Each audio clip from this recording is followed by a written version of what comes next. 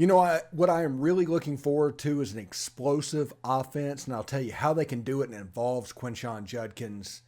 It's going to be a fantastic Grove Bowl. This is the Locked On Ole Miss podcast. You are Locked On Ole Miss, your daily podcast on the Ole Miss Rebels, part of the Locked On Podcast Network, your team every day.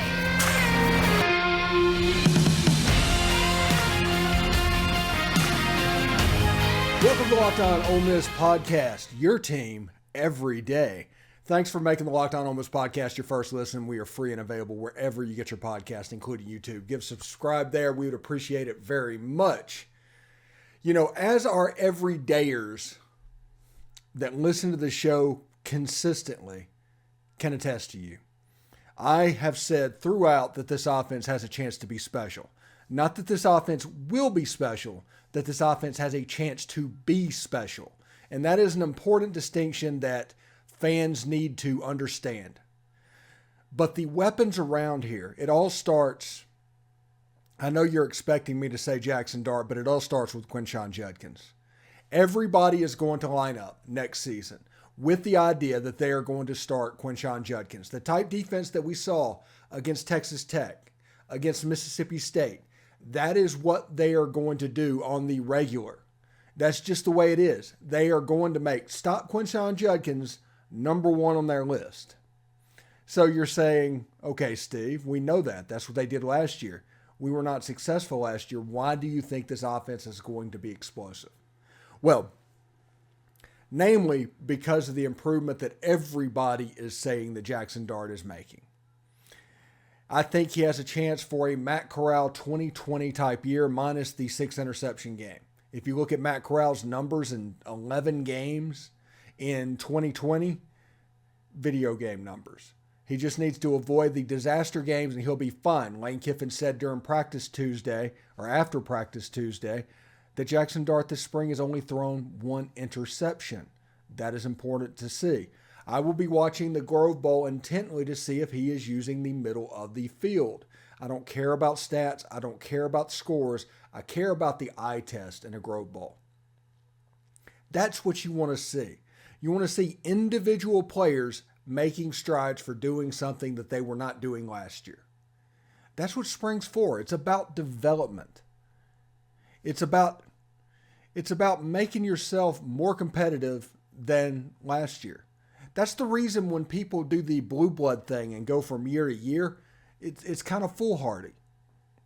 Because it is important that some players take strides, and if they don't, it's going to be a struggle. Jaxson Dart, so far this spring, is taking strides. Then if you look at the wide receiver position, Chris Marshall showing all up over social media this summer. He is definitely somebody that we need to pay attention to. Just at a minimum, we need to pay attention to him. Tre Harris. He has not played as much in the spring as we thought, but he's an upperclassman, so in the fall he should be ready to go. Get him healthy, ready to go. As a whole, I think our wide receiver room is going to be better in 2023 than it was in 2022. And you're like, whoa, Steve. We got a potential first or second round pick, and you had Malik Heath. What are you talking about? Well, it's quite simple. On the outside, we're equally as talented as we were in 2022. The production and the history of production isn't quite there, but we're equally as talented. Where we will be more talented is in the tight end position and then the slot position. And there's different things that they'll be able to do offensively to both help Jaxson out, help Quinshon out, and they will actually get better looks because of Quinshon. The problem that we have so many options for other teams cannot be overstated.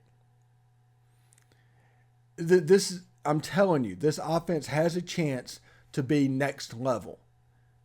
And it is all because of Quinshon Judkins. He's going to open so many doors because he is going to make the defense commit because they have to. And doing so, that is going to open up the weapons on the outside. That's going to make Michael Trigg a valuable weapon. Caden Prieskorn a valuable weapon. I am team 12 personnel, as most of you guys know. especially my everydayers. I am all about 12 personnel on this offense and using Michael Trigg as a slot receiver and as a plus blocker out there at slot receiver. Now, we have Jordan Watkins, J.J. Henry. I think even Braylon Brown is getting some work out in the slot, and they're all performing. I'm not saying we have to do anything all the time, but I am saying I want to see 12 personnel. I also want to see normal 11 personnel. And if possible, if Kedrick Riscano or Ulysses Bentley is kind of a dude this year, I want to see some 20 personnel. And of course, personnel groupings that we talk about is going to, the first number are running backs, the second number is tight ends. And then whatever's left over is allowed players in the backfield is the quarterback and the wide receivers. So we'll see exactly how this looks. But they have a chance to put the defense in an absolute pickle every play before the ball is snapped. Then you add in the RPOs, which the PO part of that equation is actually going to PO defenses because they are going to sell out to stop Quinshon. They have to. This is a guy as a true freshman, ran for over 1,500 yards, set the school record for touchdowns. He is halfway to Deuce McAllister's career rushing list record after a true freshman year. The only true freshman in the history of the Southeastern Conference that has put up more yards rushing is Herschel Walker. So don't do show me with Quinshon. He has. He's done something that nobody in Ole Miss history has done. Nobody that anybody's history has done, with the exception of Herschel Walker. So don't do show me. He's there. He's done it. What you need to do is realize, and what you need to figure out is how to capitalize at that in the other aspects of your offense. And with Ole Miss having 5-star receiver Chris Marshall, 5-star, or 4-star Michael Trigg, Caden Prieskorn, the number 7 tight end coming out by Pro Football Focus, Tre Harris, an all-conference USA wide receiver. This is to go with Brandon Buckhalter, Braylon Brown, Jordan Watkins, Dayton Wade. This wide receiver room has a chance to be immensely deep.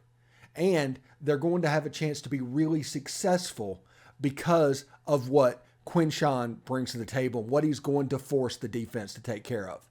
He's going to force them to declare. He's going to force them to cover the running game. Because old football coaches, now this is something that's never changed, okay? Football coaches will tell you, the surest way to lose a football game is to not be able to stop the run. So they are going to prioritize stopping Quinshon. This is a season that I do not expect Quinshon to get over 1,200 yards. And everybody's going to be like, whoa, Steve, you're just talking about how special he was and all this stuff with Herschel Walker. Yes, but I think this offense and the RPO is going to lead this offense to run a little bit less than it did a year ago. I think Jaxson is going to make strides.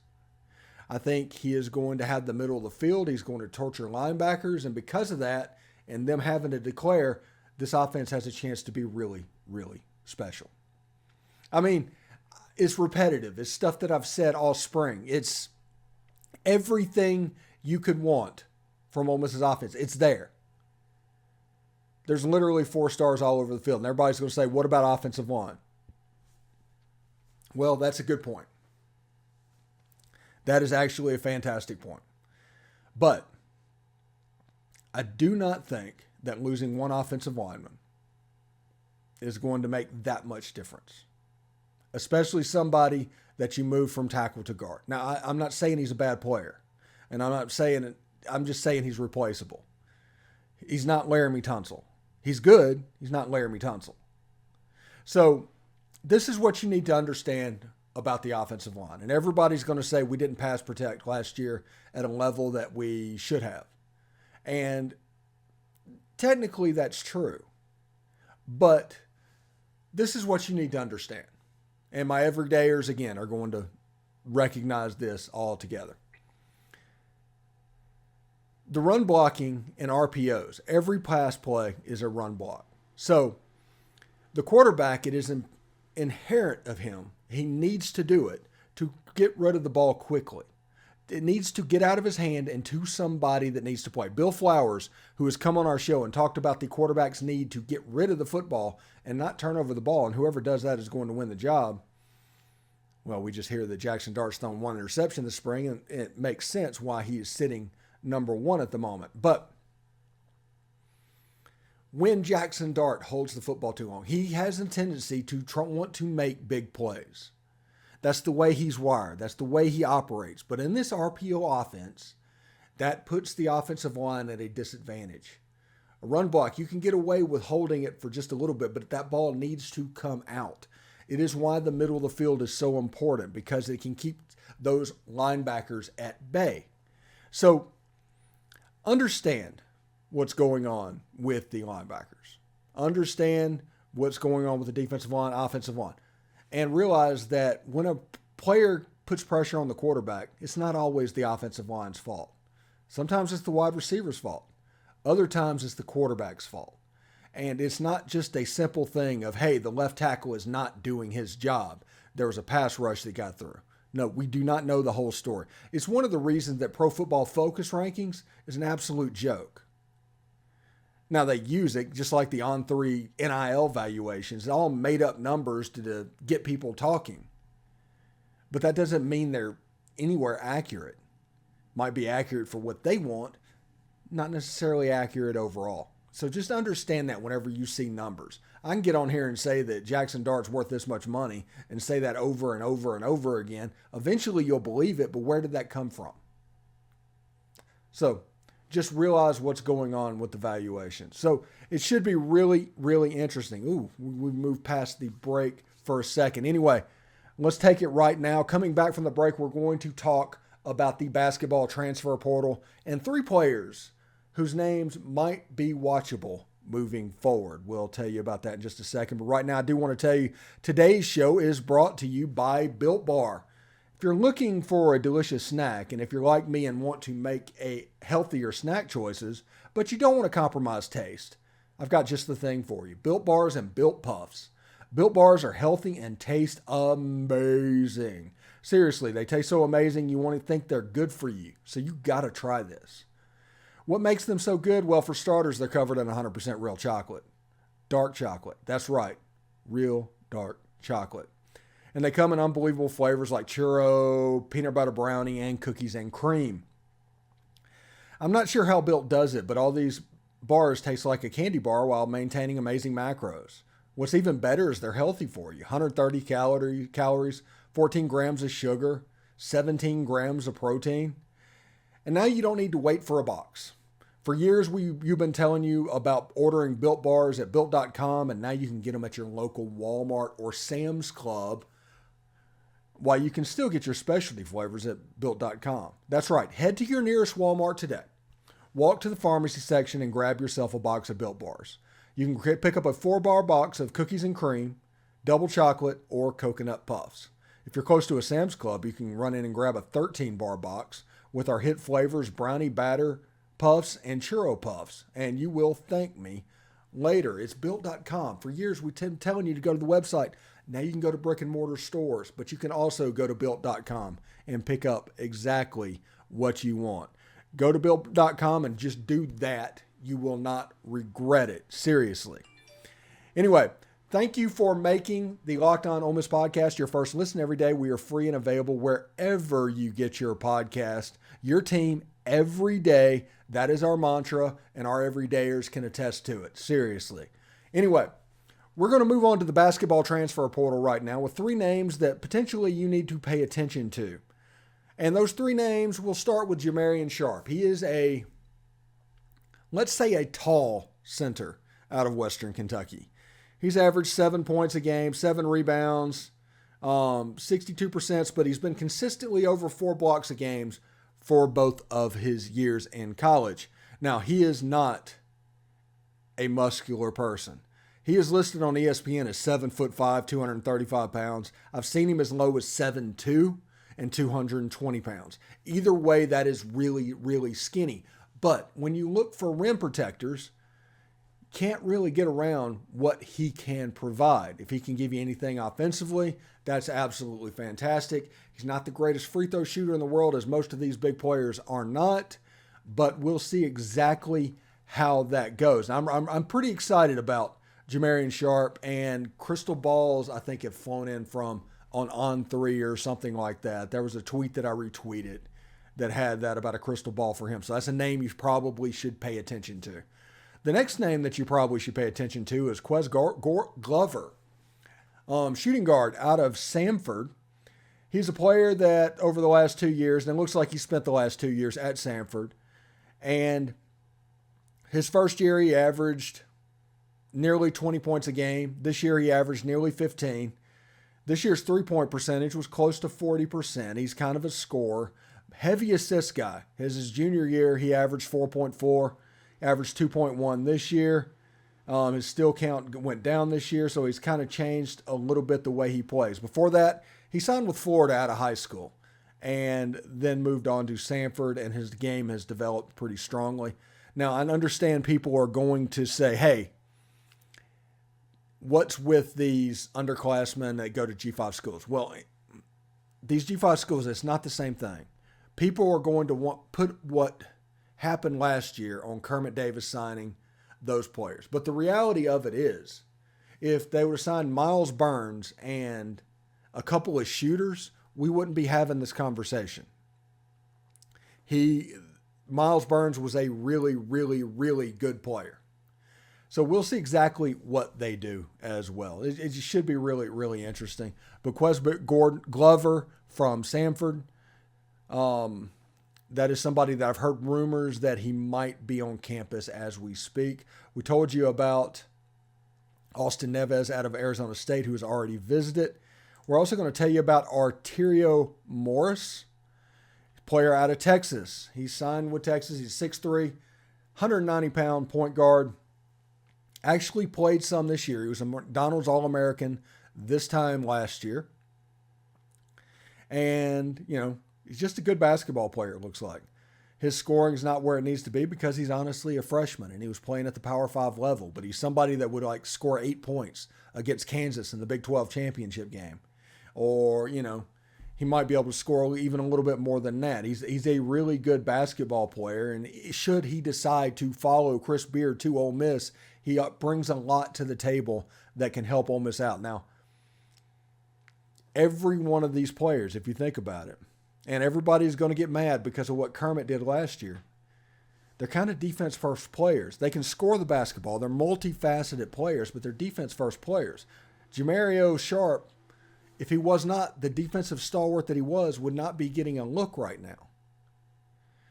But him, and with Jamin Brakefield, and if Matthew Morrell comes back, TJ Caldwell, and then you have Brandon Murray, you can see how they're constructing this roster. It's going to be a complete changeover for Ole Miss basketball. I'm personally really, really excited. And we will keep following this men's basketball transfer portal. I think it's open for about another month. And the football portal is going to open up at Friday or Saturday, somewhere in there. I don't know the exact date, but it's going to be like April 15th through April 30th. And they're going to open that up, and we're going to follow that, and we're all going to pay attention to that and figure out exactly what Lane Kiffin wants to do, as well as Chris Beard. So over the next month, we're going to be heavy on the transfer portal. And then after that, especially with what's going on in baseball right now, and we're going to talk with Derek Vandegrift in just a second about that. With what's going on there, with the national championship last year, I was serious when I said this was a free pass year. It just was. There's certain people that's going to be upset about it. I get it. But for me, I'm not going to get overly upset about it. I view it as, for the run and everything having to go right last year for Ole Miss to win the national championship, this year we're kind of paying the piper. That's honestly the way I feel about that. All right. Before we take the break, I do want to let you know that we will be doing an unlisted live stream for the members of our subtext community to react on the Grow Bowl Saturday. We might put it up Sunday as a listed video, but we're going to do the actual live stream and have interaction on Saturday after the game for the Subtext community crowd. And if you're looking for that, the link is in the description. There's a free trial for 2 weeks. Check it out. It's only $5. I mean, if you're looking for a reason to do it, if you enjoy this show, look at it as a tip that you can give and help out the show moving forward. It just kind of is what it is. And it's going to be really good. We're going to give the 3 points. We're going to text it out to the Subtext community, 3 things that really stood out during the Grove Bowl. We also put links to our podcast and things like that. And it's a pretty good thing. And whenever we get nuggets of information, we'll throw those rumors out to you as well, even before they show up on this podcast. So just letting you know what we can do. Anyway, when we come back, Derek Vandegrift is going to talk about this baseball season, and he's going to tell us what is going wrong. Anyway, stick around. Thanks for making Locked On Ole Miss podcast your first listen every day. We are free and available wherever you get your podcast, including YouTube. So do us a favor, subscribe to the YouTube channel, hit the bell for notifications, comment down below, and upvote the video itself. Also, join our Subtext community after the Grove Bowl this weekend. We're going to do a subscribers-only live stream. You go in there, you watch the live stream, get all that reaction, and it's just for you. It's part of our Subtext community. Subscribe to that. There's like a 2-week free trial right now, and it's $4.99 for a month. Derek, thank you very much for joining us today, man. How you doing? Yeah, man, doing pretty good. Just getting in from work and, we're ready to get this baseball series underway. It's a real big one for the Rebels.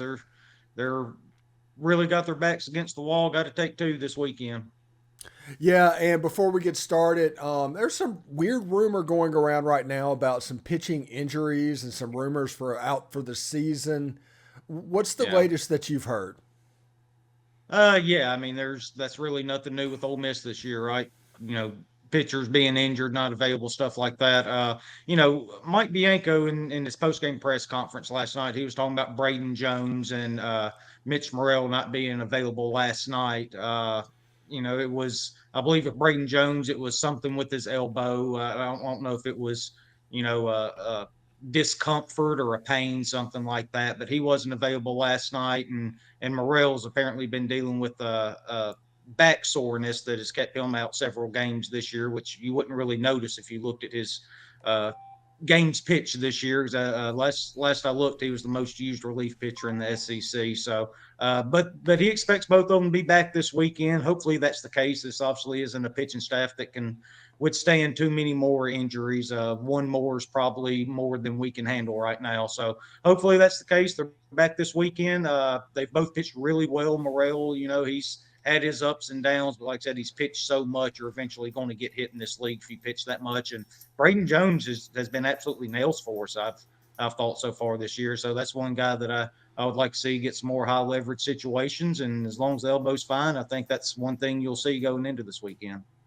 Yeah, and as you know, about a month ago, I became a lifelong Detroit Tigers fan. And the reason I say that is they have Jaxson Jobe, who is going through lower back stuff like that. And also Casey Mize had surgery for that. And that is starting to be prevalent, popping up like little back discomfort. I guess it might be the way fundamentals are taught pitching the ball. Maybe it's over effort. I don't know, but I'm starting to notice that lumbar problem, that back problem starting to pop up. Yeah, and kind of with pitchers these days, that's kind of the way it is, right? It's max effort all the time. That's usually a bullpen thing. Your starters would usually try to hold back and get through 6, 7, 8 innings all the way back in the day. You're talking 15, 10 years ago, something like that, but now we come out here and it's all about velocity and stuff. And so, yeah, it's max effort all the time. And quite frankly, the human body wasn't meant or it wasn't built to throw a baseball the way that they're throwing it, as hard as they're throwing it and all that. Sure, you're going to have injuries and stuff like that. I'm glad you brought up Jaxson Jobe. I was talking about him the other day. That sure would be a shot in the arm for the Rebels this year if we were able to get him on campus. But he was an incredible pitcher, had a heck of a senior year, and he was able to cash in on that first round pick. So happy for him. Hopefully he gets back healthy. And, for your fandom as a Detroit Tigers fan, hopefully he makes it to the big leagues before too long. Yeah, he was in Lakeland, right up the road from me, last year. Oh, cool. Yeah. Yeah. But anyway, before we go on to Ole Miss, I just have a thought want to run by you. Has pitchers in the major leagues become running backs in the NFL? Oh, that's a good question. I've never thought of it that way. Yeah, because you don't really want to overpay for them, but because of the increased injury risk on them, right? If you have $30 to $40 million locked up in a guy, I mean, look at the Mets right now. They've got, I think they're paying Justin Verlander somewhere around $40 million a year, and he's yet to make a start for them. Now it doesn't sound like he's going to be out that much longer, but you're talking about a guy that's 40, 41 years old, has already had Tommy John surgery, and he's back on the IL before the season ever starts. But I do think it's a little different because it's a little harder to find those elite pitchers. So when you do find them, you do need to lock them up and get them in there. With running backs in the NFL, you've got to be almost out of your mind to go draft one in the first round these days and be locked into that kind of rookie contract on a running back. So I think it's different in that sense, but I understand the argument of it because of the huge injury risk with them. Yeah, if you look at, just take Jaxson Jobe, there's the rumor that he ran out the previous general manager in Detroit for taking that pick and taking a high school pitcher, which is something that apparently you do not do in the first round. Oh, really? Yeah. There should be several GMs run out then, because the Rebels have lost a few of them over the last 5, 6, 7 years. How many of them, I wonder, have turned out? Just off the top of your head. Off the top of my head, I can't think of one that's actually made it all the way to the majors now that you say it. Mm-hmm. Yeah, apparently it's like a high school pitcher. It's really hard to develop them because of several different things. I think they said 1 out of 5 high school players drafted to be pitchers in the first round actually make it to the show. Yeah. Well, yeah, and that kind of makes sense. You see all these pictures. I mean, you take Grayson Saunier from Ole Miss right now, for example, right? I mean, he was a highly touted recruit. He gets to campus, and Mike Bianco talks about how he's the most polished and possibly talented freshman that he's had on campus during his tenure at Ole Miss, which is really saying something. That's what we do. We pump out pitchers year after year after year. And he comes into the SEC, and you see how badly he's struggling right now, right? Like it does take time to develop. You got to get your body right, get into the weight room, get into a routine, and then you've got to learn how to pitch, and you've got to learn to take care of your arm. And that's really a problem with high school players right now is the high school coaches. Some of them don't really care about your arm. All they care about is trying to win as many games as they can, getting you out and overthrowing you over and over and over again. And it's one thing that's gotten really good about the college game here in the last 10 or 15 years is these coaches being aware that it's, you want these guys to pitch, you want them out on the mound for you as much as you can, but you also have to have their best interest in mind too, and not overworking them as much. And Mike does a really, really good job of that. I actually think Dave Van Horn does a really good job of that. I know he called a lot of slack a couple years ago for Cops up there, but that was just the arm that he had in the bullpen, and he was out there trying to win a title. And so when it come time, he would throw him out there and he'd let him go 3-4 innings and, bring him back 2 days later. But historically, Van Horn's been really good about it. Mike's been really good about it. So I think there's a little correlation there, though, coming to college, getting into that routine, and actually seeing what you have to do to take care of your body. That way you can have some sort of longevity at some point. Yeah, and I think the 20-hour rule, which really the 20-hour rule in college. Yeah.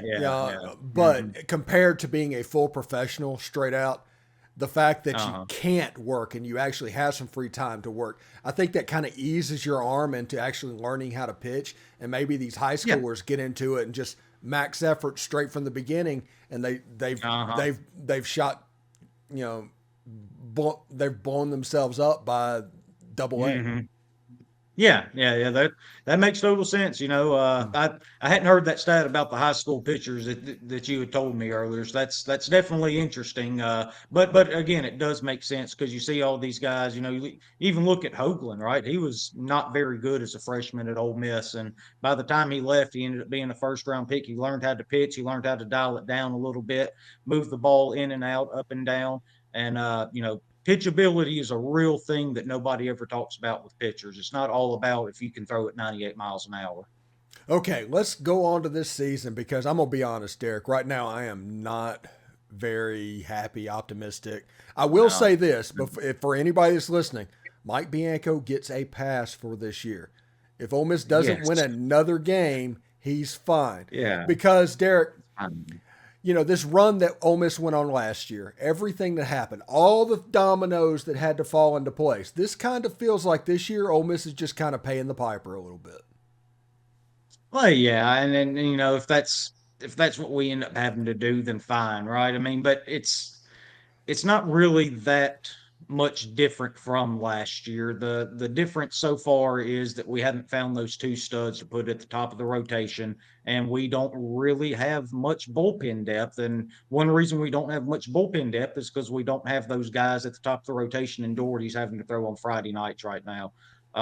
Which Mason Nichols Tuesday against Memphis, he's really struggled this year. That was pretty tough to watch. I was kind of upset that I decided to stay up for all of that, having to be up at 3:30 in the morning, but I did it anyway. So, but yeah, I mean that's kind of the difference this year, though. We're not getting that pitching, and we've improved so much on the mound, though. Like that's one thing I do want to emphasize. We talk about for the last 2 years, Mike Bianco always figures out the pitching. He's figured out the pitching on this staff as good as he's going to figure it out with the arms that are available to him. Right? I mean, JT Quinn looked incredible last weekend for us. He wasn't as efficient as he needed to be. That's something that he's going to work on, but he's a true freshman. Saunier is as talented as he is. I mean, he's really struggled, but you know that he's going to end up figuring it out next year and in particular the year after that. So, I mean, yeah, right now we're just beat up. You got Hunter Elliott hopefully coming back next weekend against LSU.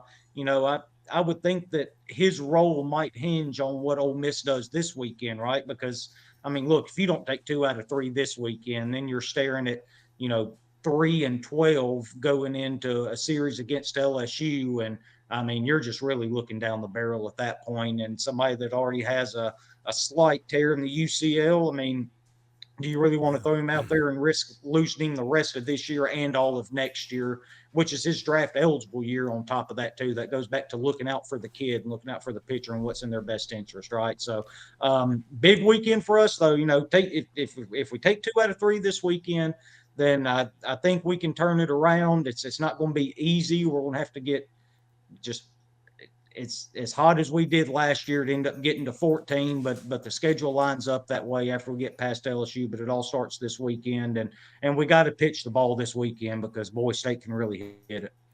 Yeah, and real quick, why is the offense tanked? It just looks to me like everybody's getting out there trying to hit 5-run home runs. Yeah, you're just pressing a little bit right now, right? You saw it last year when the offense went in the hole back before we had the emergence of Dylan DeLucia and Hunter Elliott at the top of that rotation.